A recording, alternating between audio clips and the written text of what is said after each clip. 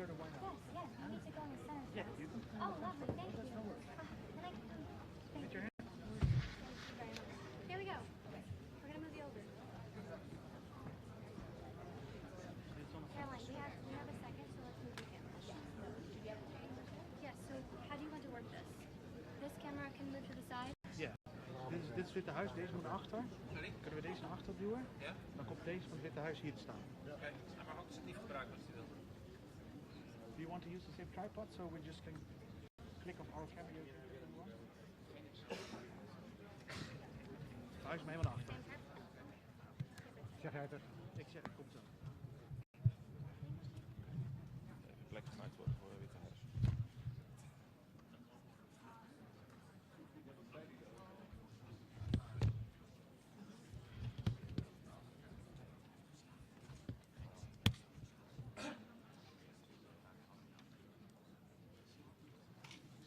Ze zijn niet heel vriendelijk, zeg maar.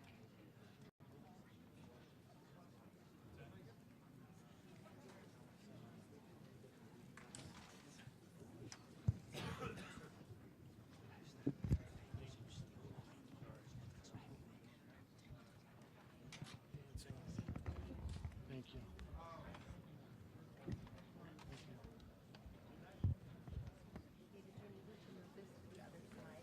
Ja, maakt het uit.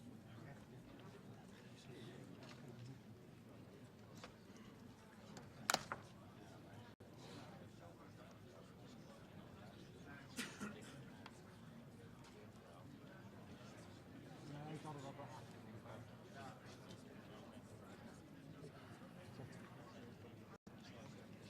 Ja, ze willen gewoon een eigen ding.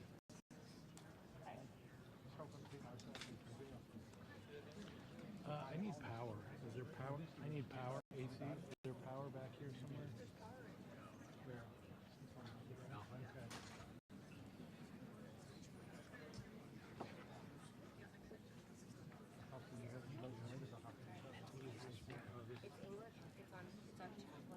Okay. Thank you. What else do you need to do? Let me come up there.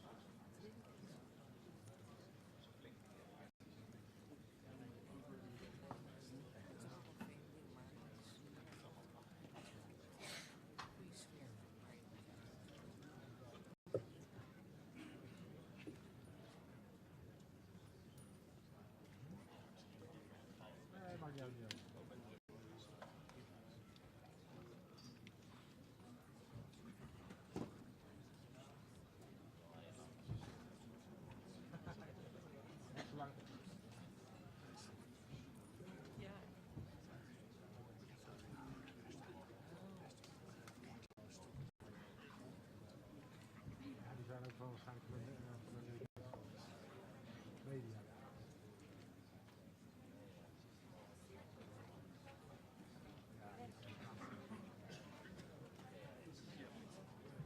Thank you. David, Ethernet is right behind you. Ja, dat kan ik verstaan. Thank you.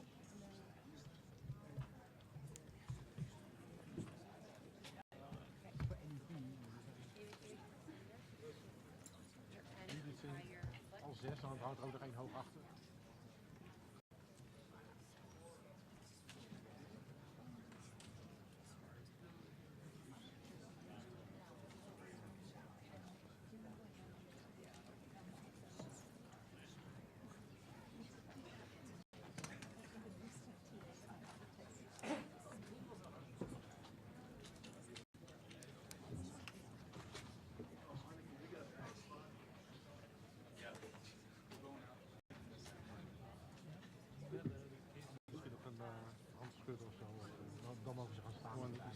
also mine.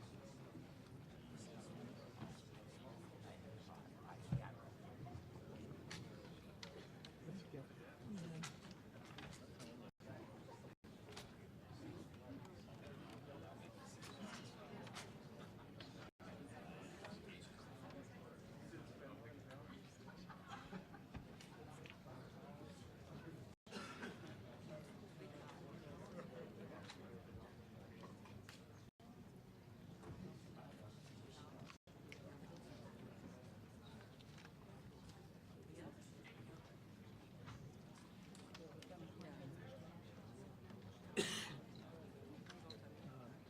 back up. Thank you.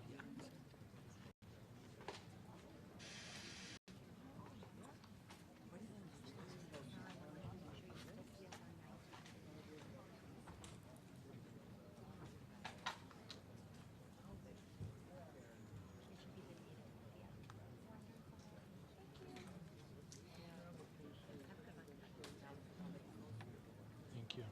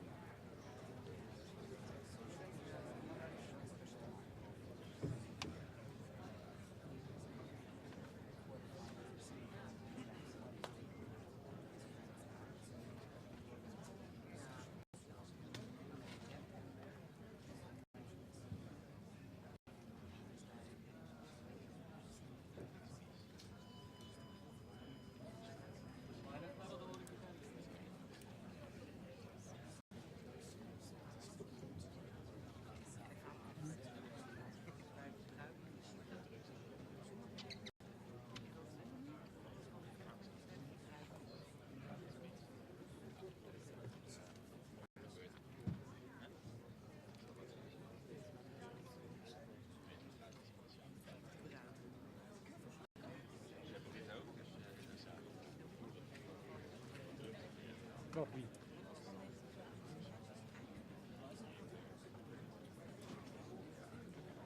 Natuurlijk. Wij toch ook? Wij niet.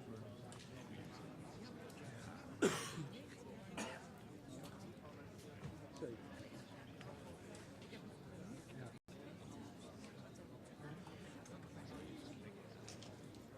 Ik heb het gemist.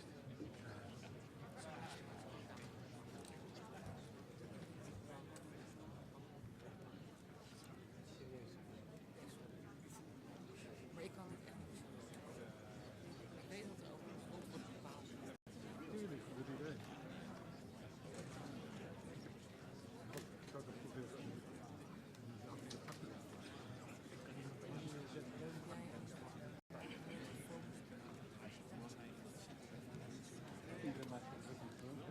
Nee, sorry. Ja, nee. Nee, dat ik. Maar zo goed. Dit is de leeftijd.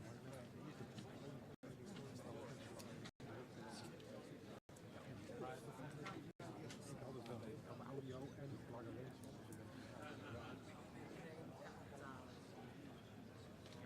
Dat weet iedereen.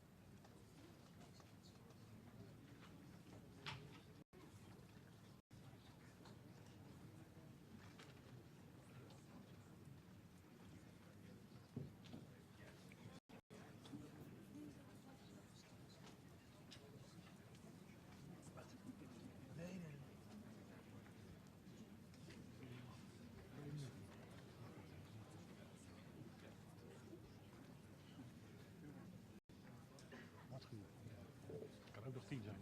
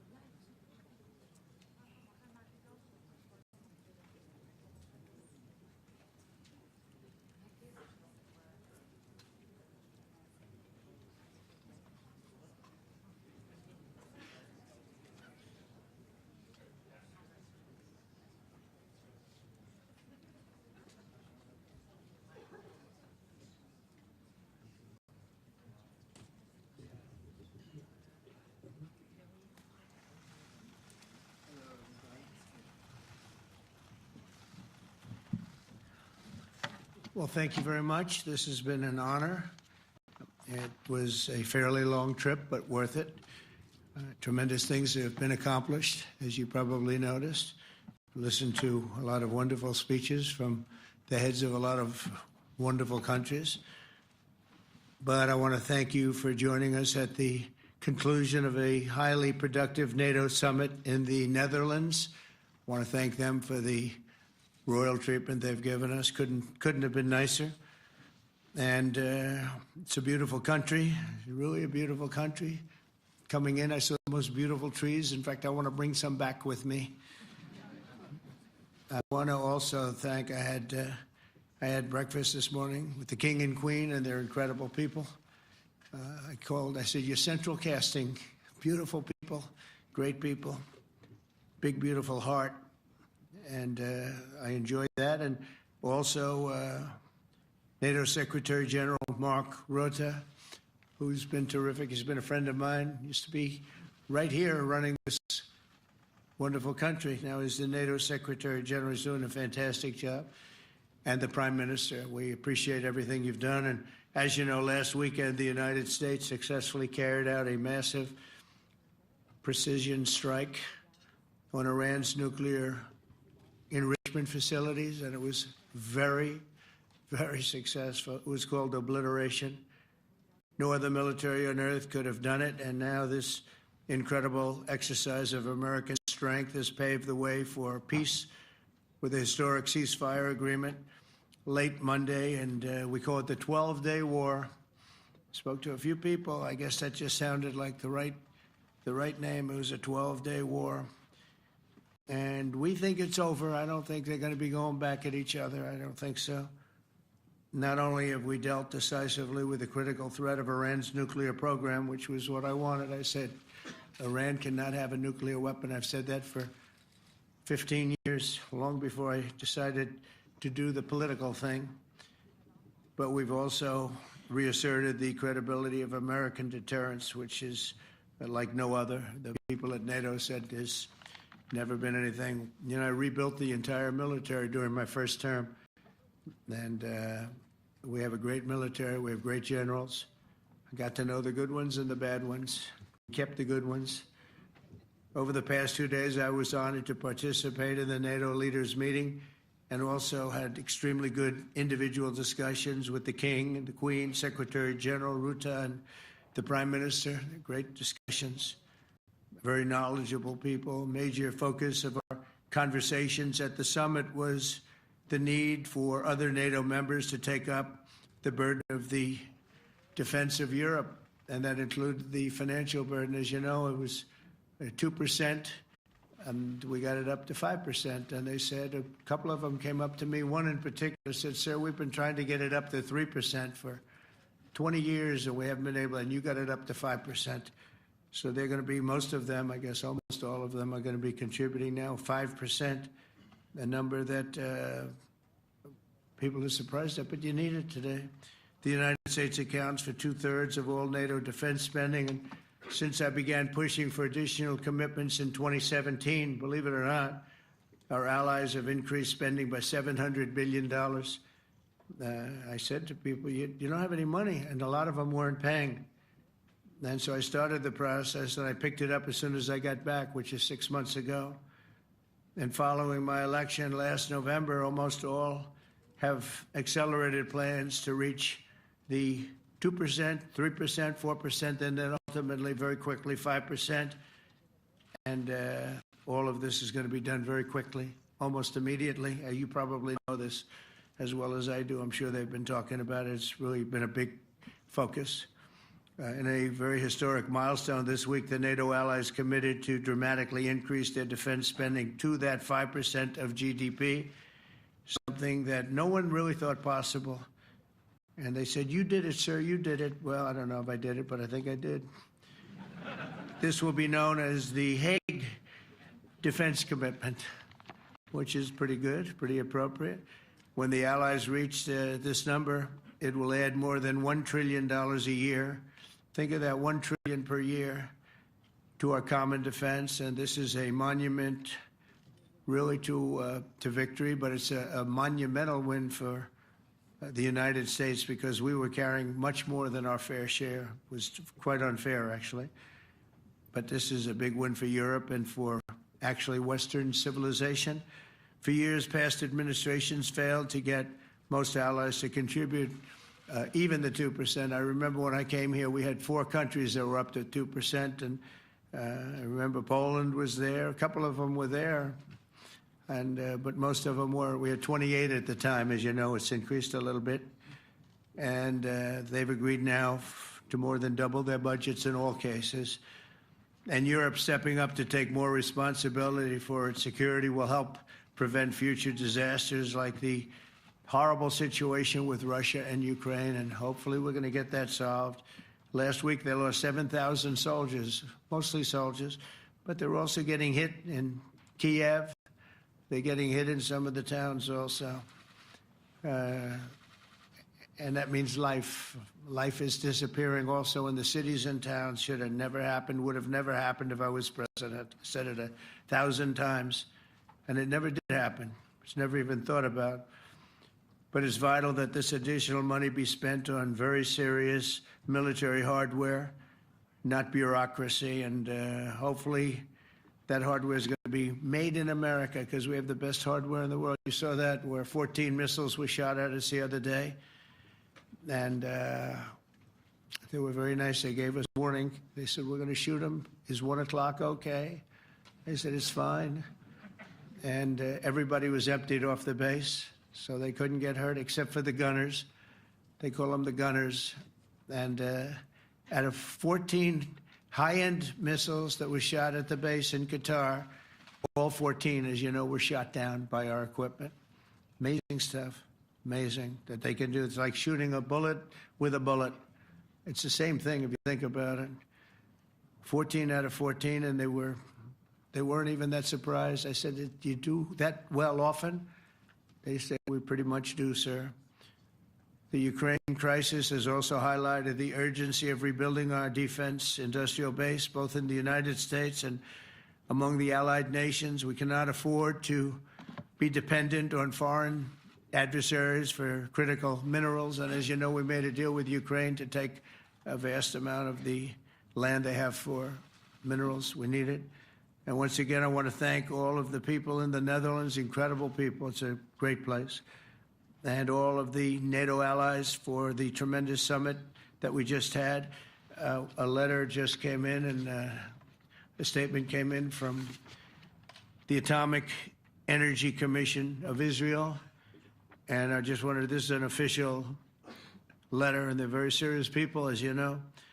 The devastating U.S. strike on Fordo destroyed the site's critical infrastructure and rendered the enrichment facility totally inoperable. It was devastated. We assess that the American strikes on Iran's nuclear facilities has set back Iran's ability to develop nuclear weapons for many years to come. This achievement can continue indefinitely if Iran does not get access to nuclear material, which it won't. It's so sad that that whole thing had to go. But I just want to thank our pilots. You know, they were maligned and treated very bad, demeaned by fake news CNN, which is back there, believe it or not, wasting time, nobody's watching them, so they're just wasting a lot of time, wasting my time. And the New York Times, they put out a story that, well, maybe they were hit, but it wasn't bad. Well, it was so bad that they ended the war. It ended the war. Somebody said in a certain way, you know, that it was so devastating, actually. If you look at Hiroshima, if you look at Nagasaki, you know, that ended a war too. This ended a war in a different way, but it was so devastating. Also, they have, out of Dubai, just came that Iran's foreign ministry spokesman, this is Iran's foreign ministry, says its nuclear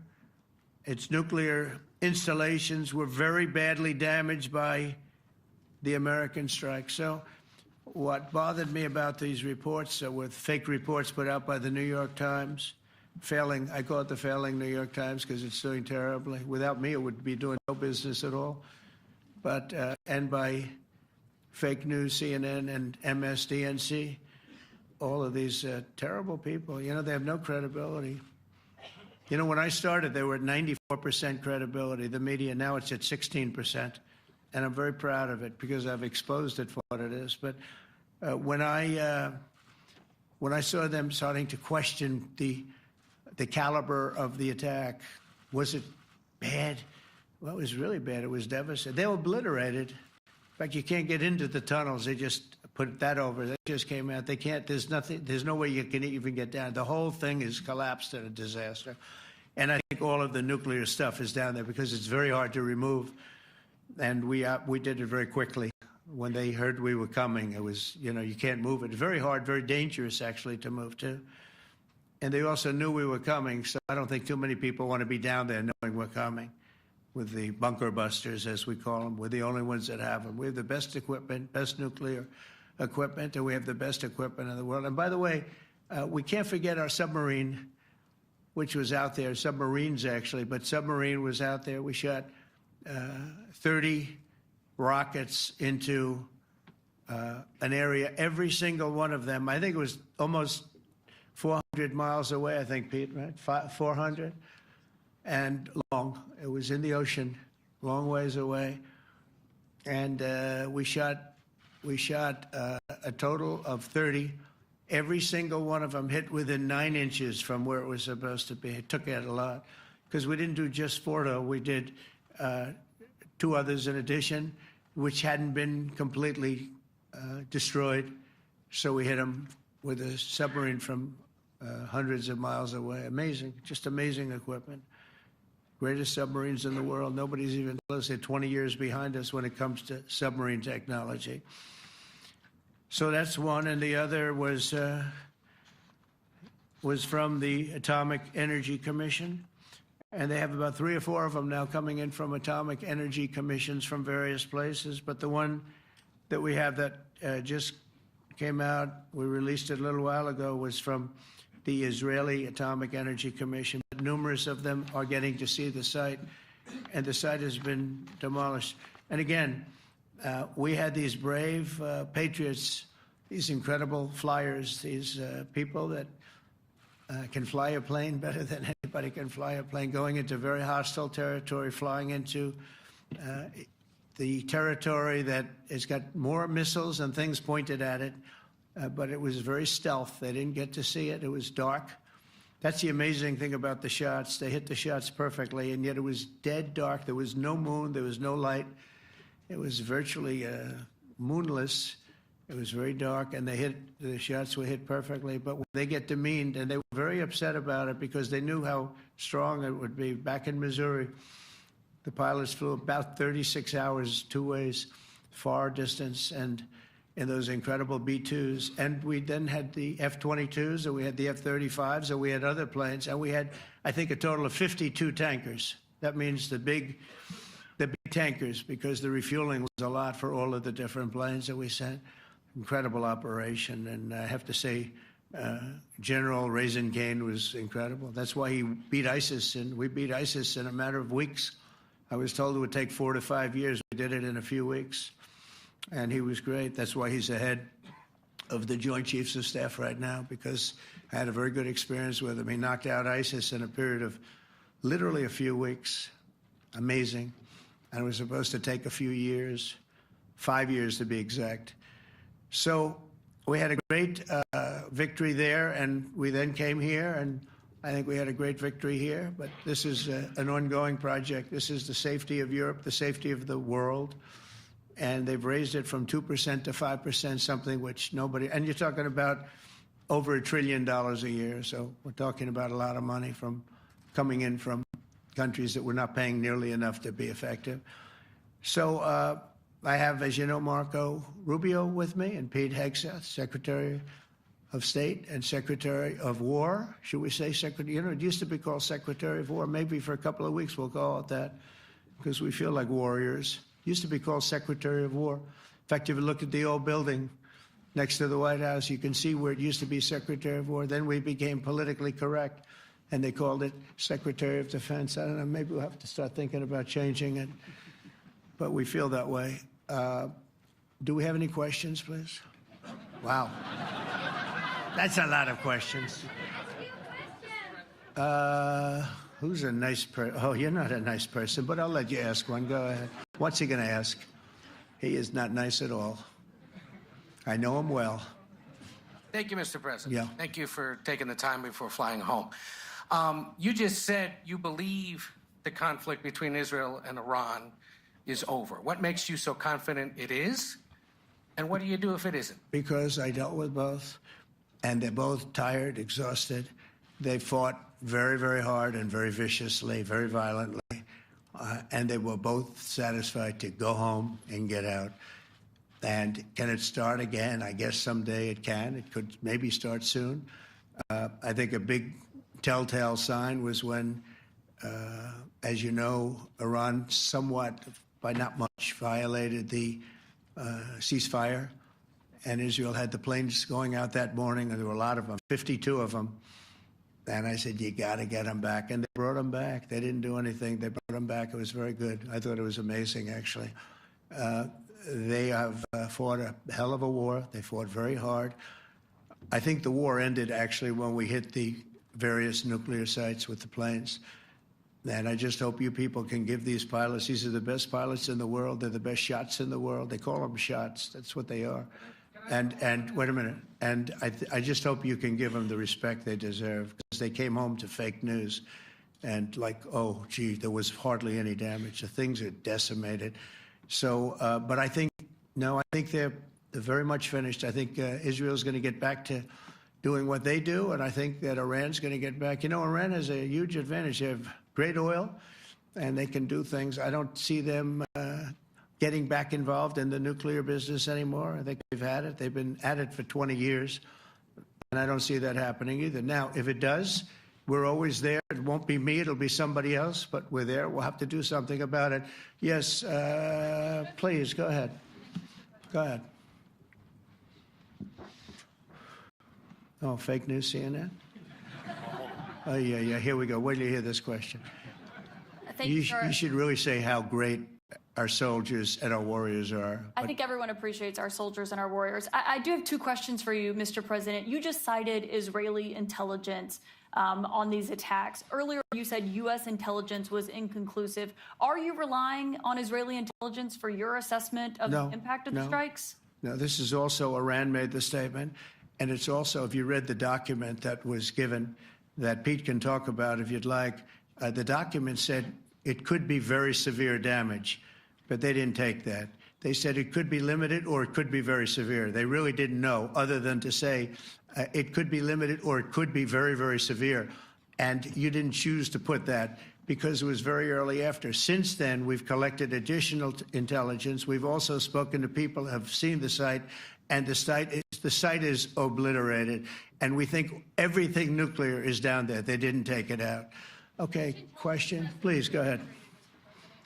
Go ahead. Yeah, blue dress.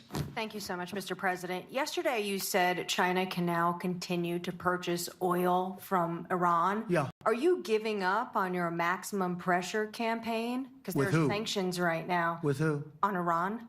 No, look, they just had a war. The war was fought. They fought it bravely. I'm not giving up. They're in the oil business. I mean, I could stop it if I wanted. I could sell China the oil myself. I don't want to do that. They're going to need money to put that country back into shape. We want to see that happen. No, if they're going to sell oil, they're going to sell oil. We're not taking over the oil. We could have, you know. I used to say with Iraq, keep the oil. I could say it here, too. We could have kept the oil. No, China is going to want to buy oil. They can buy it from us. They can buy it from other people. But you're going to have to put that country back into shape. It desperately needs money. Yeah. Yeah, please. Here we go. I'm picking the beauties today. Go ahead. Mr. President, Secretary General Rutte has described President Putin as an adversary, a threat, an enemy. Do you view him the same way? And in addition to that, you mentioned General Kane, your chief of staff, the chairman of the Joint Chiefs of Staff. General Kane. Yes. He has said that Mr. Putin has territorial ambitions beyond Ukraine. Do you view that in the same way? It's possible. I mean, it's possible. I know one thing. He'd like to settle. He'd like to get out of this thing. It's a mess for him. He called the other day. He said, can I help you with Iran? I said, no, you can help me with Russia. Because, you know, in the last few weeks, we took care of India and Pakistan, Kosovo, Serbia. I think on Friday we have coming in, the Congo is coming in, and Rwanda is coming in. That was a vicious war that went on, a machete war, heads chopped off all over Africa. They're coming in. We did two others in addition to that. Nobody's ever done anything like this. No, I consider him a person that's, I think, been misguided. I'm very surprised, actually. I thought we would have had that settled easy. I've settled 4 of them in the meantime. But he did call up, and he said, you know, he's close to Iran. He'd like to help us get a settlement. I said, no, you help me get a settlement with you, with Russia. And I think we're going to be doing that, too. Yeah, please. Go ahead, please. Thank you, Mr. President. You've made clear your position on what impact the strikes had. I wanted to ask you what is next with Iran. For instance, is there any indication from U.S. intelligence that Iran was able to move any material? No, just the opposite. We think we hit them so hard and so fast they didn't get to move. And if you knew about that material, it's very hard and very dangerous to move. It's called, in many people, they call it dust. But it's very, very heavy. It's very, very hard to move. And they were way down. You know, they're 30 stories down. They're literally 30, 35 stories down underground. You think you got it all? Oh, yeah, we think we got it. We think it's covered with granite, concrete, and steel. Can I ask you, are you interested in restarting negotiations with Iran? And if so, have they reciprocated? So our people, Marco could answer this, but our people are not, I'm not. The way I look at it, they fought, the war's done, and, you know, I could get a statement that they're not going to go nuclear. We're probably going to ask for that, but they're not going to be doing it. But they're not going to be doing it anyway. They've had it. They've had it. Now, maybe someday in the future we'll want that. But I've asked Marco, do you want to draw, I just asked him the question as we were walking on the stage, do you want to draw up a little agreement for them to sign? Because I think we can get them to sign it. I don't think it's necessary. Marco, do you want to talk about that, please? Well, Mr. President, I think President Trump has shown a willingness to meet and talk to anybody in the world who's interested in peace. I don't know of any president that's been as willing as he has to meet with anyone and talk about peace. We'd love to have peaceful relations with any country in the world. And so obviously that'll depend on Iran's willingness not just to engage in peace, but to negotiate directly with the United States, not through some third country or fourth country process. But I know of no president, probably in our modern history, that's sought peace more than President Trump has. Sounds like the door is open, but you're in no rush. Is that right? Sounds like the door is open. But I'll tell you what, look, we're going to talk to them next week with Iran. We may sign an agreement. I don't know. To me, I don't think it's that necessary. I mean, they had a war, they fought. Now they're going back to their world. I don't care if I have an agreement or not. The only thing we'd be asking for is what we were asking for before about we want no nuclear, but we destroyed the nuclear. In other words, that's destroyed. I said, Iran will not have nuclear. Well, we blew it up. It's blown up to kingdom come. And so I don't feel very strongly about it. If we got a document, wouldn't be bad. We're going to meet with them, actually. We're going to meet with them. Yeah. Go ahead, please. Yes. Mr. President, Netherlands TV, thank you for visiting our country. Good. As I Thank understood, I, of course, would like to know how you slept last night at the House of the King. Oh, I slept beautifully. But probably a more serious question. I think you just had a meeting with President Zelensky. Did you discuss any ceasefire in this Russo-Ukrainian? No. I wanted to know how he's doing. He was very nice, actually. You know, we had little rough times sometimes. He was couldn't have been nicer. I think he'd like to see an end to this. I do. I think what I took from the meeting couldn't have been nicer, actually. But I took from the meeting that he'd like to see it end. I think it's a great time to end it. I'm going to speak to Vladimir Putin and see if we can get it ended. But look, these are brave people. They're fighting these wars all over the place. You know, last week they had, I guess, close to 7,000 young soldiers, Russian and Ukrainian soldiers were killed, 7,000 in 1 week. It's crazy. It's crazy. So I'll be speaking to Putin. No, I had a good meeting with Zelensky. And I had a lot of good meetings. We had a lot of good meetings with a lot of people, a lot of great leaders. But he's fighting a brave battle. It's a tough battle. Yeah. Go ahead, white dress. Thank you. Ida Hallikainen from Finland, Ilta-Sanomat. Good. You have played golf with President Alexander Stubb. How do you see Finland as a NATO ally and partner, and how would you describe your relationship with our president? Well, he's a very good golfer, okay? In fact, he was on his college golf team. He went to a good college in the South, as you know, a very good college, and he was a good golfer. We had a good time. I think my relationship's great. I want to buy icebreakers. You know, you're very good at icebreakers. And I actually made him an offer. I didn't go to Congress. They'll try and impeach me for this. There's an old, it's not old, it's fairly new, but it's used icebreaker. And I offered him about 1/3 of what he asked for. But we're negotiating. We need icebreakers in the U.S. And if we can get some inexpensively, I'd like to do that. Actually, they'll fix it up, make it good. Also, we may buy some icebreakers. You know, you're the king of icebreakers, that particular country. They make them good. They make them really good, and they know what they're doing. And so we're negotiating with them for about 15 different icebreakers, but one of them is available now. It's old, and it's, old. It's like 5-6 years old. And we're trying to buy it. I'm trying to make a good deal. It's all I do my whole life. My whole life, that's all I do is make deals. Yeah, please. Go ahead. Sir, go ahead. Yeah, a question for NewsHour, Dutch TV. First of all, on Article 5, on your way here, you spoke about the commitment of the U.S. to Article 5, saying, I'll give you my definition once we're here. Yeah. What is your definition, and may the U.S. commitment to Article 5 change in case some of the NATO members do not reach the threshold that was discussed today? My second question is following up on a colleague on Iran. What intel reports do say that everything over there was obliterated. Yeah, well, there are numerous of those reports, and they're coming out fast and furious. But the most respected ones we've already seen. And I will say that on a very confidential basis, they're looking at the reports, like numerous reports, and including people going to the site and checking the site. And they're going to be having, I guess you're going to be having over the next couple of days a full, you're going to encapsulate it. But no, the site was obliterated, just like I said it was. And just like the pilots should be given credit for. As far as Article 5, look, when I came here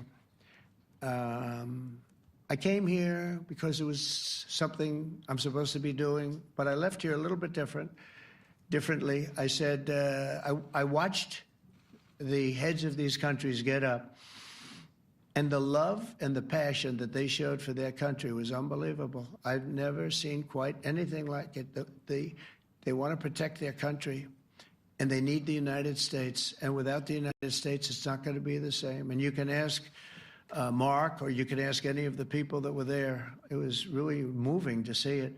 They love their country. They were so respectful of me because I'm the head of the United States. And I made, the King of Saudi Arabia, when I was in the Middle East, so I was in Qatar for a different reason, not a reason to get shot at. We were in there for economic development reasons, Qatar, UAE, and Saudi Arabia. All three leaders of those countries, and we took back $5.1 trillion into the United States.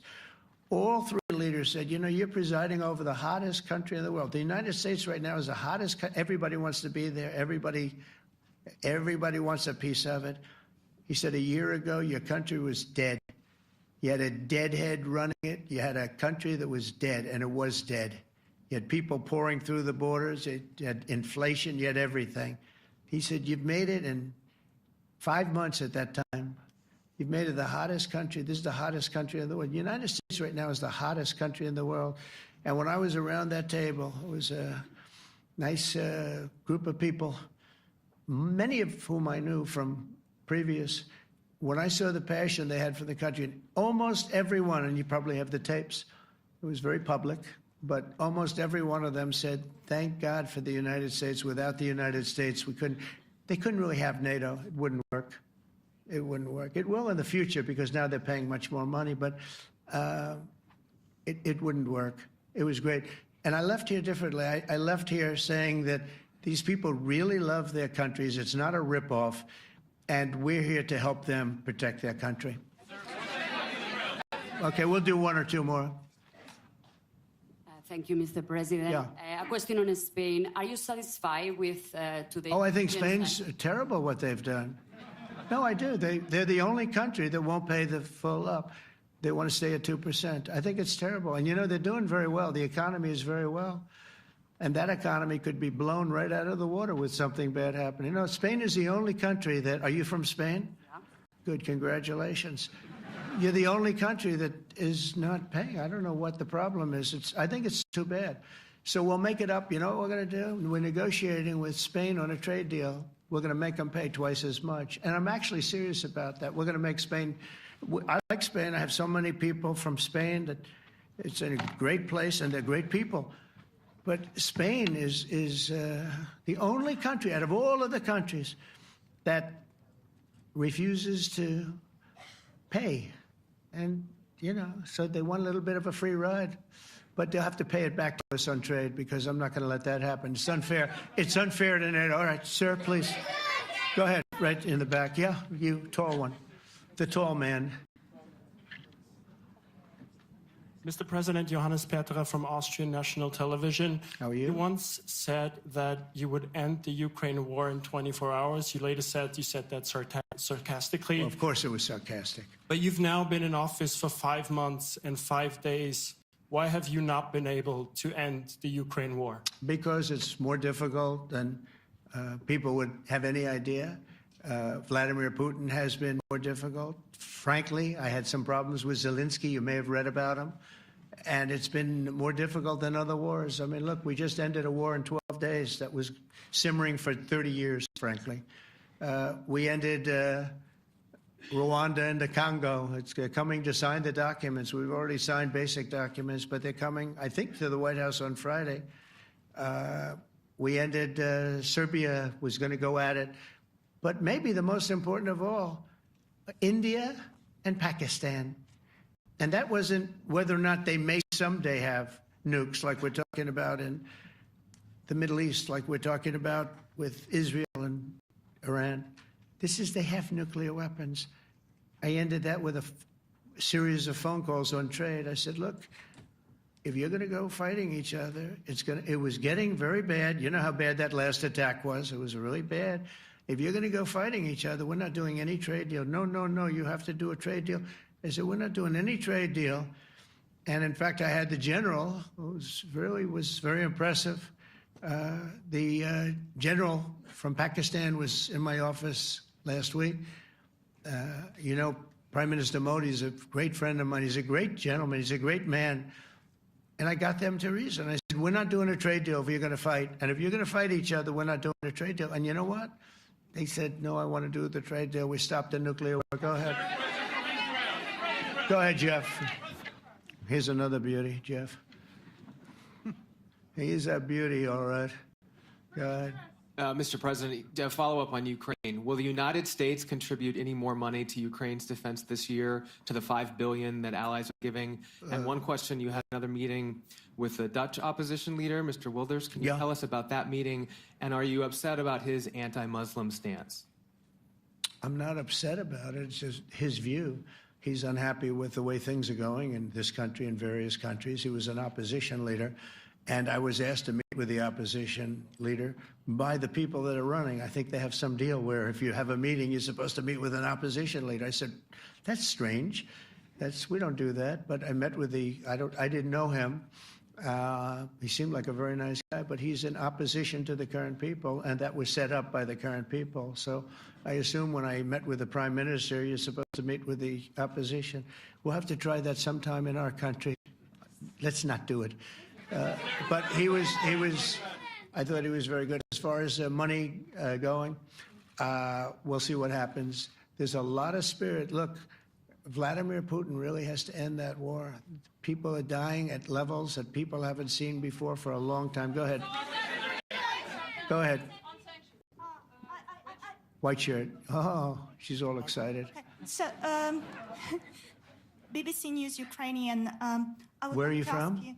I'm from Ukraine. Oh, so my question to you is whether or not the U.S. is ready to sell anti-air missile systems Patriot to Ukraine. We know that Russia has been pounding Ukraine really heavily right now. Are you living yourself now in Ukraine? My husband is there. Wow. And I can see you're very, it's amazing. And me with the kids, I'm in Warsaw actually, because he wanted me to be. Is your husband a soldier? No? He is. He's there now? Yeah. Wow. That's rough stuff, right? That's tough. And you're living here? In Warsaw. And you're a reporter? I am. Good. So let me just tell you, they do want to have the anti-missile missiles, okay, as they call them, the Patriots. And we're going to see if we can make some available, They're very hard to get. We need them too. We were supplying them to Israel. And they're very effective, 100% effective. Hard to believe how effective. And they do want that more than any other thing, as you probably know. It's a very good question, and I wish you a lot of luck. I mean, I can see it's very upsetting to you. So say hello to your husband, okay? Thank you. Go ahead. Thank you. Thank you, Mr. President. You were criticizing... Where are you from? Bloomberg News. Oh, Bloomberg. That's wonderful.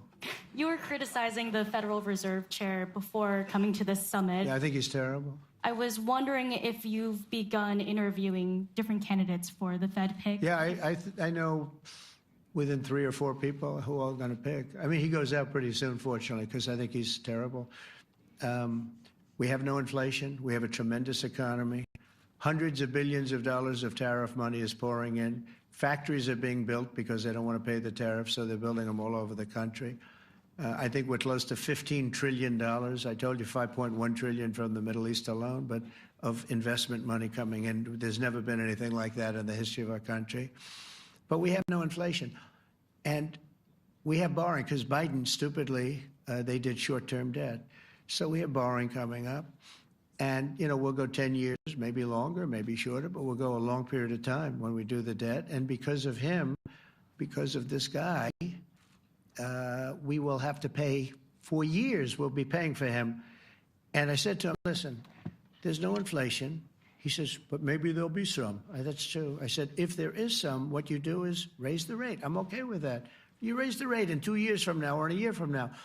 But because the rate's high, we have to pay more for debt. It's pretty equal. In other words, if it's 4%, it's 4%. If you drop it a point, you'll pay 3%. So it's fairly equal, not necessarily, but fairly equal. So we're going to end up paying maybe 2 points or 3 points more. 3 points would be about $900 billion a year because of this very average mentally person. He's an average mentally person. I'd say low in terms of what he does, low. Low IQ for what he does, okay? Wait, so instead of paying $900 billion, we don't want to pay 900 just because he doesn't want to lower the rate. I said, if there's inflation in 2 years or 3 years or 1 year from now, you raise the rate and you take care of the inflation, among other things. But he's probably a very political guy, I guess. I don't know. I think he's a very stupid person, actually. All right, one more. Let's go. How about you? Go ahead. She looks so happy and everything. Thank you. That's why I picked her. I'm from Spain, too. I'm Ana Buch from La Vanguardia. I wanted to know if... You're where from? Spain, too. I wanted to know if you want to... That's the Spain corner right there. Shouldn't have said that. That's okay. I do like Spain, by the way. I think it's unfair that they're not paying, but go ahead. Are you going to negotiate directly with Spain about... I'm going to negotiate directly with Spain. I'm going to do it myself. They're going to pay. They'll pay more money this way. You should tell them to go back and pay. You're a reporter? You tell them to go back. They ought to join all of those countries that are paying 5%. Spain's going to be just about the only one that's not. They were the most hostile toward doing it. It just doesn't make sense to me. Okay. All right, Kelly, go ahead. Here we go. Here's another one. Hello, sir. Thank you We got them all today. Okay.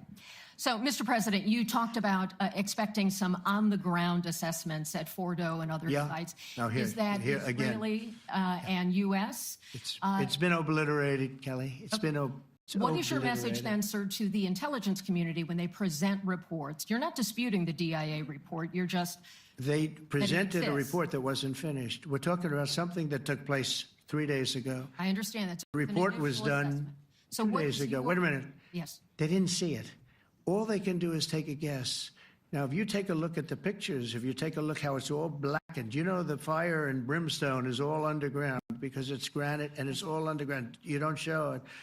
But even there, with all of that being said, the whole area for 75 yards around the hole where it hit is black with fire. The group that's run by this gentleman, in fact, you may want to talk about it for a second because we're going to issue a report. And I think it's not even a very exciting report at this point. It's been obliterated, totally obliterated. And they did a report, but it was like, if you look at the dates, it's just a few days after it happened. Sir. So they didn't see it. They said it may be very severe. Understood. Do you have a message for the intelligence community, though, in terms of unvarnished information getting to you, that it's not... I don't really have a message. I would say issue the report when you know what happened. I wouldn't say that it could be severe or maybe not. They use the word severe. It could be severe or maybe it's not.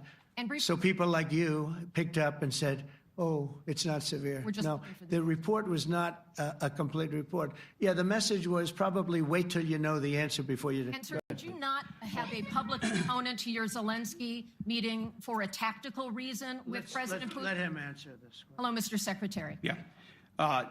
There's a reason the president calls out fake news for what it is. These pilots, these refuelers, these fighters, these air defenders, the skill and the courage it took to go into enemy territory flying 36 hours on behalf of the American people and the world to take out a nuclear program is beyond what anyone in this audience can fathom. And then the instinct of CNN, the instinct of the New York Times is to try to find a way to spin it for their own political reasons to try to hurt President Trump or our country. They don't care what the troops think. They don't care what the world thinks. They want to spin it to try to make him look bad based on a leak. Of course, we've all seen plenty of leakers. And what do leakers do? They have agendas. And what do? Do they share the whole information or just the part that they want to introduce? And when they introduce that a preliminary report that's deemed to be a low assessment, you know what a low assessment means? Low confidence in the data in that report. And why is there low confidence? Because all of the evidence of what was just bombed by 12 30,000-pound bombs is buried under a mountain, devastated and obliterated. So if you want to make an assessment of what happened at Fordo, you better get a big shovel and go really deep, because Iran's nuclear program is obliterated. And somebody somewhere is trying to leak something to say, oh, with low confidence, we think maybe it's moderate. Those that dropped the bombs precisely in the right place know exactly what happened when that exploded. And you know who else knows? Iran.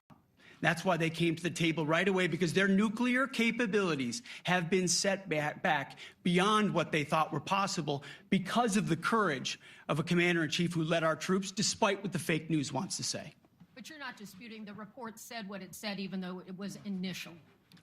The report said what it said, and it was fine. It was severe, they think, but they had no idea. They shouldn't have issued a report until they did, but we've gotten the information. I think Pete said it better than you can say it. And, you know, you should be proud, you, especially you, should be proud of those pilots, and you shouldn't be trying to demean them. No, those pilots flew at great risk, a big chance that they'd never come back home and see their husbands or their wives. Let me just tell you, you and NBC fake news, which is one of the worst, and CNN, New York Times, are all bad. They're sick. There's something wrong with them. But you know what? You should be praising those people instead of trying to find some. By getting me, by trying to go and get me, you're hurting those people. They were devastated. You know, I got a call from Missouri, great state, that I won 3 times by a lot. And I got a call that the pilots and the people on the plane were devastated because they were trying to minimize the attack. And they all said it was hit. But we don't think it was really maybe hit that badly. And they were devastated. They put their lives on the line, and then they have...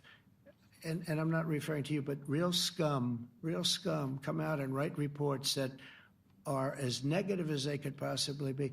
It should be the opposite. You should make them heroes and heroines. You should make them really people that they were so devastated when they heard this news. And you know what they said? One of them, I spoke to one of them, said, "Sir, we hit the site. It was perfect. It was dead on." Because they don't understand fake news, because they have a normal life, except they have to fly very big, very fast planes. It's a shame. You should be making them heroes. All right, in the back.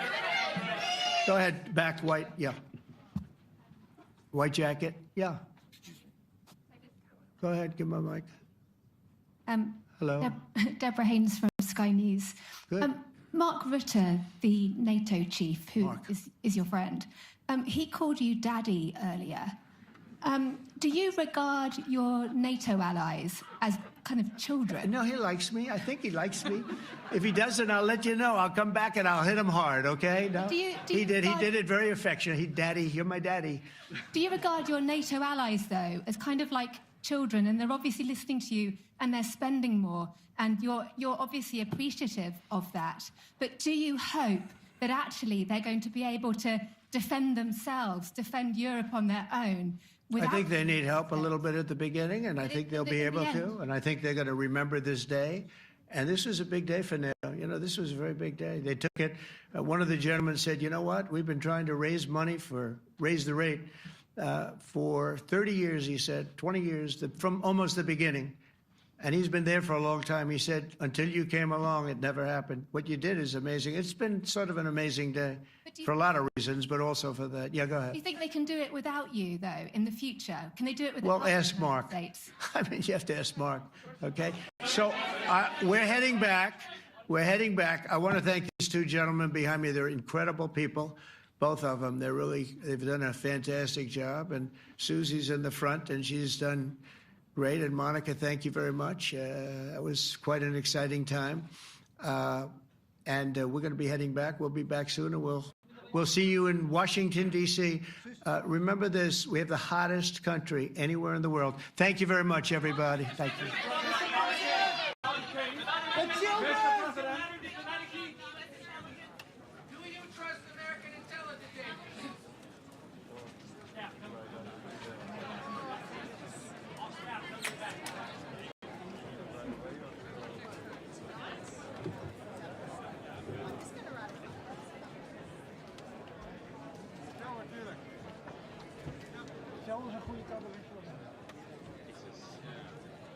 Een goede